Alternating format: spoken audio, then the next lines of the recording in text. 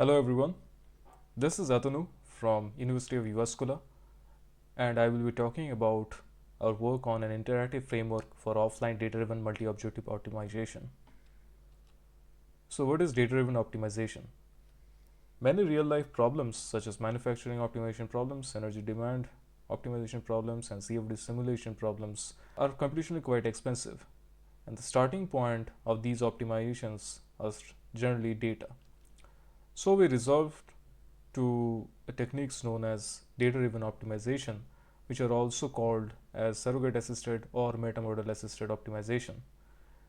These techniques can be classified into online or offline data-driven optimization.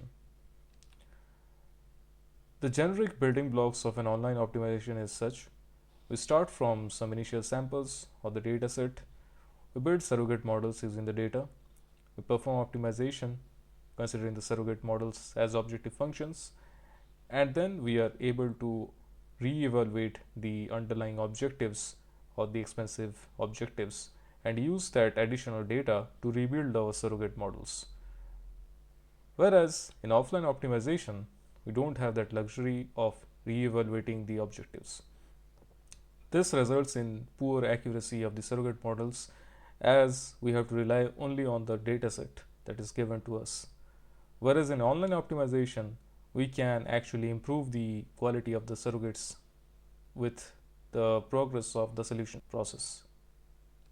A generic offline data-driven multi-object optimization looks such: we have the offline data and the underlying objectives of the MOP that has to be solved is such, and we build surrogate models that actually give a prediction, and also for certain surrogates such as screening, we are able to predict the standard deviation or the uncertainty in the prediction.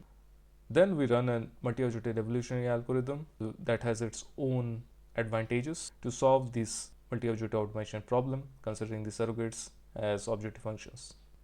The problems of generic offline approach is that the surrogates are usually not that accurate, as we have limited information about the objective functions from the given dataset, and thus the objective values have some approximation error.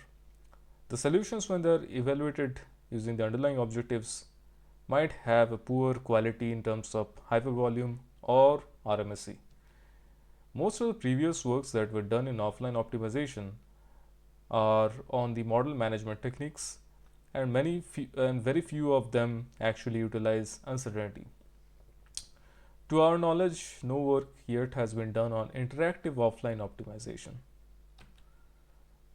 The major motivations of this work were the utilization of uncertainty predicted by the surrogates in the optimization process and involving the decision maker in the solution process. Also, if we are planning to incorporate uncertainty information, the DM should be aware of what uncertainty actually means. The main challenges where the DM is generally not familiar with the uncertainty in the solutions, and also when the DM is asked about the uncertainty preferences along with the objective preferences, the cognitive load increases. In the proposed framework, we used decomposition based evolutionary algorithms as our optimization algorithm, mainly because they are able to handle many objective optimization problems. They do this by decomposing the objective space into subspaces and solving several simpler subproblems. Interactive evolutionary algorithms approximate only certain regions of the Pareto front. In the proposed framework, we used reference vector guided evolutionary algorithm as our decomposition based MEA because it's able to handle very high number of objective functions. To solve a multi-objective problem interactively using decomposition based MOA, we can use the following approach. We can adapt the reference vectors in certain fashion that they follow the preference for objective functions given by the decision maker. This is a linear transformation of the uniformly distributed reference vectors around a central reference vector that is generated by the provided reference point, which is z bar. The R parameter actually represents the spread of these reference vectors when they are adapted from their original position. A R value closer to 1 means that the reference vectors do not change much from their original position, whereas R value close to 0 means the reference vectors are adapted exactly on the central reference vector. There are 5 major steps in the proposed framework. The first step is to build surrogate models and initialize the MOEA. In the next step, we run the MOEA and store the solutions from each generation in an archive. The third step is one of the major building blocks where we pre-filter the solutions from the archive.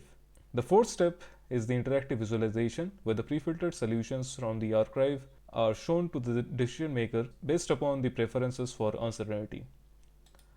The fifth step is where we ask the decision maker to provide the preferences for objective values and adapt the reference vectors and continue the evolution. Next, we will discuss the pre-filtering step in our framework. In the pre-filtering step of our framework, we ensure two main things. The DM should be able to visualize all the solutions that follow the provided preferences for objectives, and also the DM should be able to visualize all the solutions having different uncertainty values. Also, the DM is not interested in any other solutions except the ones that represent the best objective values and those have the least uncertainty values. So the first stage in the pre-filtering step is the hypercone filtering. Here in the figure you can see these are the solutions present in the archive and these are the adapted reference vectors. So the green solutions are the ones that are enclosed within this hypercone formed by the adapted reference vectors, and these solutions are actually passed by this pre-filtering stage, whereas the solutions those lie outside the hypercone are rejected. In the stage 2, we have to find the solutions with the best objective values and the least uncertainties. One of the ways to do that is to perform a non-dominated sort considering the uncertainty values in the solutions just as objectives. Here we show the different stages of pre-filtering by solving a bi-objective minimization problem. In the first figure you can see all the solutions present in archive. The color code represents the normalized average uncertainty in the solutions. After the decision maker provides the preference in the form of reference point, which is shown in red, we do the hypercone pre-filtering, which is the first stage, and the solutions within this hypercone are actually passed by the pre-filter. In the next stage, we do the non-dominant sort, considering uncertainty as objective functions, and you can see many solutions vanish. So these solutions are passed to the next stage for visualization. We have to first make sure that the decision maker understands what uncertainty actually means in the solutions. One of the ways to do it is to consider one-sided tolerance intervals, which is very much understandable to the decision maker. For example, when we are minimizing the cost, the decision maker has an idea of what is the upper limit or what is the maximum permissible cost or the maximum variance that is allowed in the cost. Here we propose preferences for uncertainty in the form of indifference tolerance. We can formulate cutoff functions to actually reject or accept solutions based on the tolerance they have. Here the indifference tolerance is provided in percentage, and when considering two standard deviation as cutoff tolerance interval, we can actually construct an inequality cutoff function that tells us which solutions to be shown to the decision maker for visualization. We show the performance of a framework by solving the general aviation aircraft problem, which is a 10 objective problem. We use screening surrogates and, as mentioned before, RVA as our multi-object evolutionary algorithm to solve, and we start with 1000 Latin hypercube samples. We also did a few tests on benchmark problems which are added in the supplementary material. In the second iteration, we can see all the solutions in the archive, and the decision maker provides the reference point.